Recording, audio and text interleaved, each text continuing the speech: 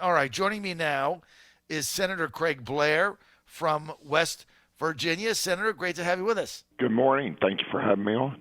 Senator, now, I remember your daughter, Sarah Blair. I remember reading somewhere, did you get elected, or wasn't she one of the youngest people ever to win the State House in West Virginia? She's actually the youngest person to ever be elected to the legislature in the United States ever. That's what I thought. Yes, I remember that. Yeah, and she's no longer serves in the legislature. She served 2 terms here, and she was going to college at the same time and everything. She's got, I'm proud of her, she's got the bug to get into the workforce and make gainful employment. Get out of politics. That happens to most of us if you've done your job right. Right. Well, good for her. I remember reading about her, and I knew it was West Virginia, but I forgot it was the youngest elected to a state legislative body anywhere in the history of America right out of high school. So good for her. She'll probably hold that for a long time, too, because of the fact that she won her primary when she was 17 years old, and her birthday's on July the 1st. And so in West Virginia, you only have to be 18 years old on the general election day. So that goes way back, and keep in mind that it used to be that you had to be 21 to hold public office until, what was it, the early 70s. Well, I tell you must be very, very proud of your daughter. And, Senator, did you have a good Father's Day? Absolutely, I did. Good. But I was stuck in the state's capital instead of being at home. Why were you stuck there? We're working on the education reforms that we need to do in the state of West Virginia to be able to change our education system to get a better outcome for our students. So I'm here working priorities. Senator, let's get to a couple controversial things you've done here. I want to get your take on it. One of the media outlets reported that you said for months now, everybody's been talking about it, but now I'm clearly and loudly saying it. Jim Justice is an embarrassment to our state and should resign and try to attend to his family business obligations. That's a pretty strong statement, Senator Blair. You're one of you're the first legislator in West Virginia to come out to get rid of Justice. If the guy wants to serve out his term, what's your beef with the guy? Well, no, it's not just about serving out his term for that matter. It's about he's running for re-election, too, on the Republican ticket. Keep in mind that Jim Justice, billionaire Jim Justice, was elected as a Democrat in the state of West Virginia. Then he's changed parties, and the main reason he changed parties is because to ingratiate himself to President Trump. And, there's really nothing wrong with that. I get that. But he still keeps coming forward, and he's spending like a drunken sailor, and the list goes on and on. He's got all kinds of bills, federal indictments of state and wait a minute, I said this wrong. Federal investigations from the courts and lawsuits, the same way for state and circuit courts. They just seems like they're coming in every day. He's also got another lawsuit out here where he doesn't live. Our Constitution demands that you must live in the seat of government, which is Charleston, West Virginia, when you're elected as governor. He does not. And he just basically laughs at the Constitution when it doesn't suit his needs. And that's a problem. And he goes, well, technology gets me there. This man has a flip phone, for God's sake. And so you can't do your job. And there's been all kinds of problems with the roads and our education system. And these are jobs that the executive needs to do and be able to manage. Flooding is another one in the state of West Virginia where the federal government's making us pay back a bunch of money because they just didn't do the paperwork right. He's not doing his job. I got to the breaking point for me. And I'll have to be honest with you, he coaches girls basketball too.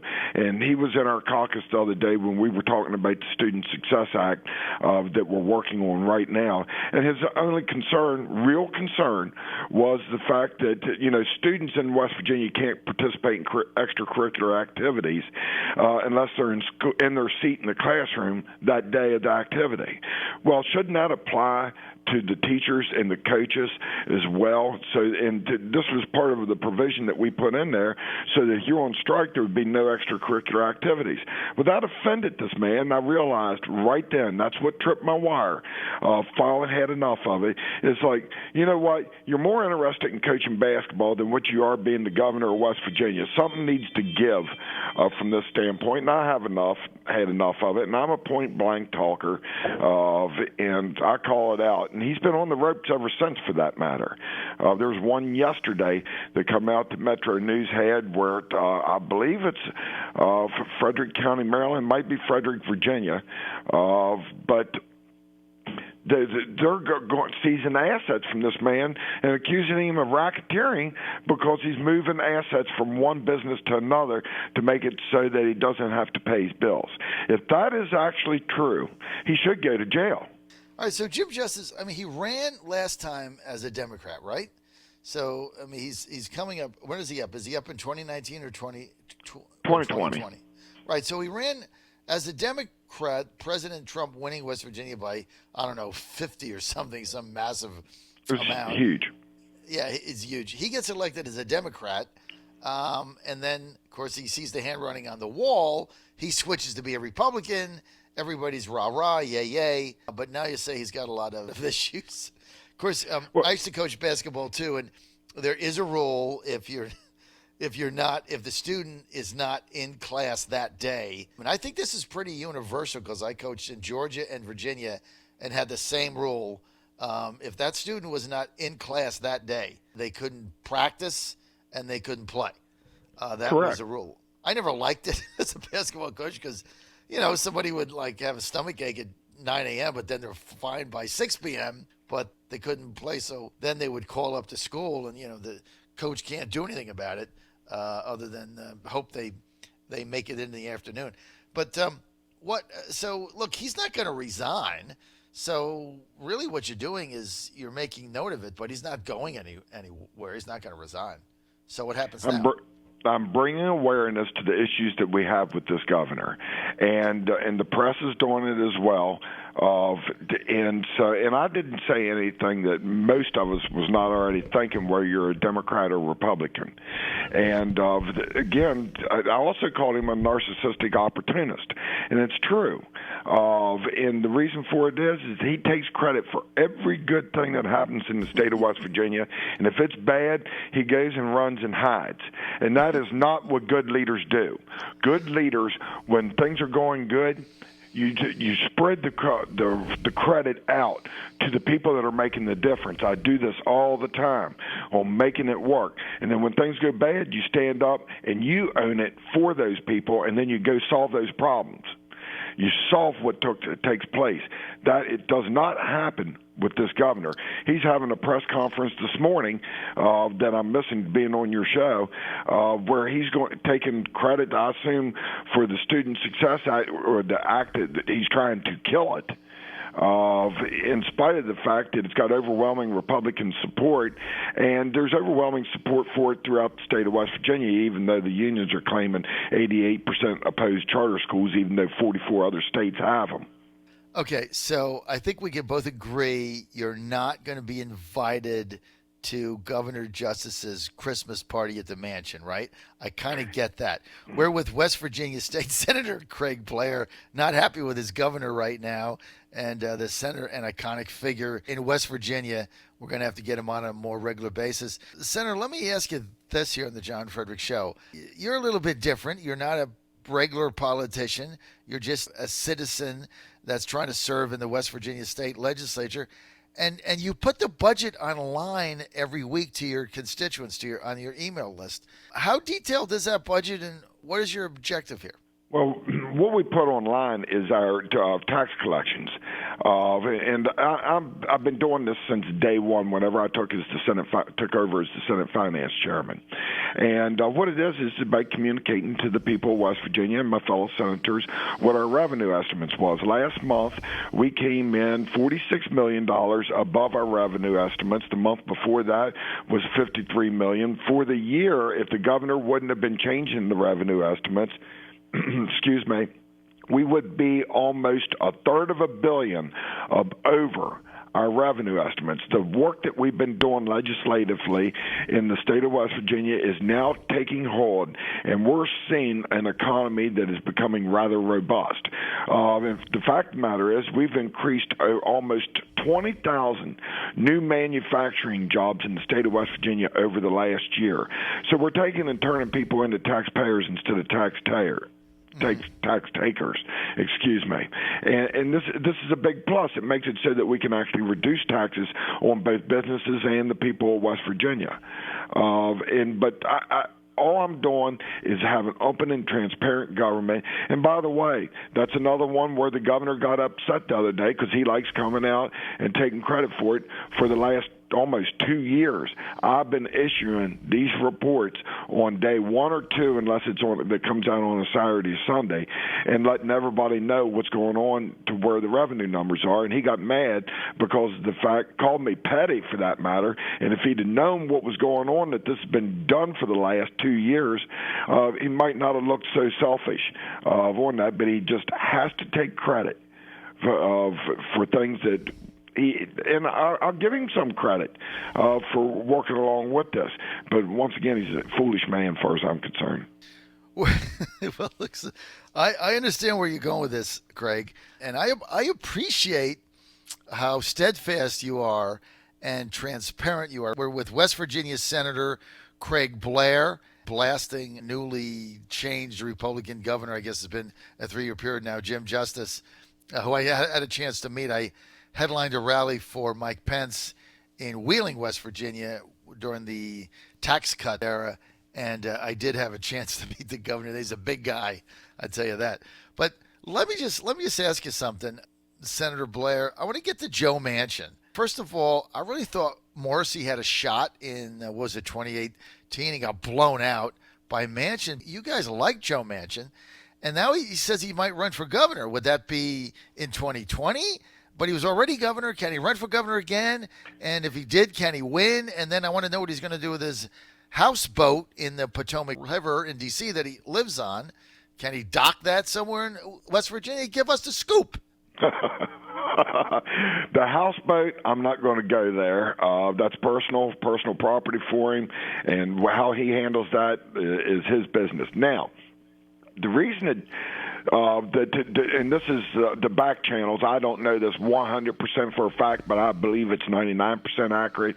That is that Joe Manchin actually recruited Jim Justice to run for governor as a Democrat.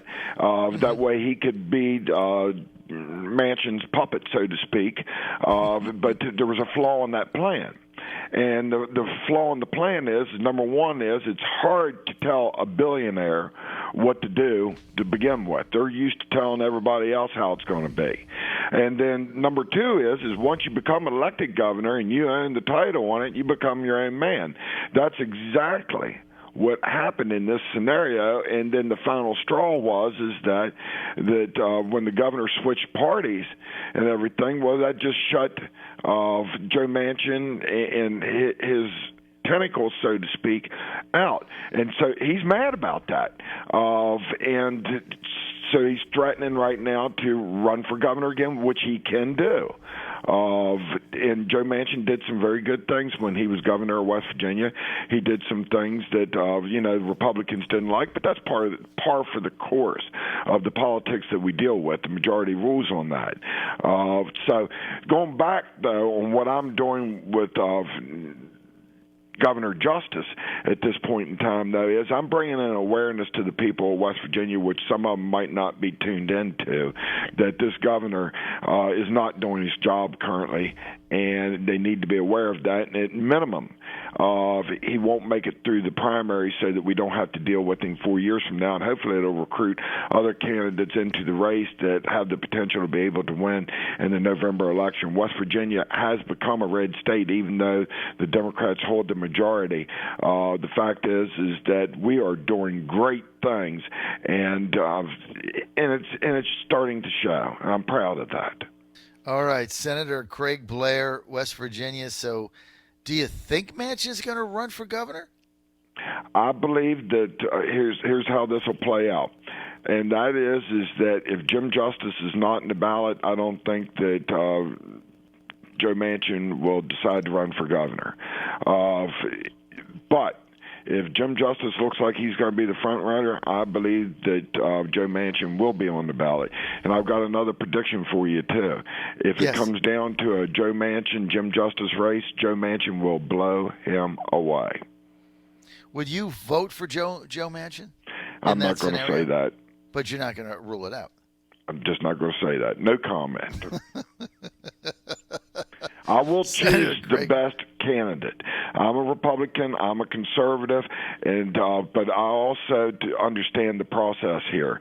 And the process is the majority that you can garner enough votes for anything, then the majority rules on that. And it's quite amazing. I try to run my committee in such a way that the minority is not treated like second-class citizens like it was done when I was in the minority in this state. And it ended up taking us to the bottom of all the states out there. We're ranked 49th and 50th in almost every good category, even those numbers are climbing. That type of behavior is what gets you to the minority, to the minority, but also of having a poor state. And we're pulling ourselves out of this now, and it's because of Republican-led initiatives done in the state of West Virginia. We're not stopping. We've got a lot more work to do to unwind 83 years of mismanagement. All right, we're out of time. I want to thank West Virginia State Senator Craig Blair for being with us. Senator, appreciate your insight and your perspective. I've enjoyed our conversation. We got a lot to be following in West Virginia with all this going on. Do me a favor, stay on the line and give your contact information to Kiara when I get off so that we can stay in touch, and hopefully I can have you on a regular basis, and we'll try to get Joe Manchin on, see what he has to say about this whole thing on the John Fredericks Show. I'd be interested in that as well. I know. He's been on a couple of times. He's actually a very engaging guy, and last time he was on, he asked me, why do you keep talking about Jim Morrissey when I'm going to beat him? I'm like, I don't know. He was right. He trounced him. He trounced Morrissey. I mean, he beat him by like 10. Wasn't even close.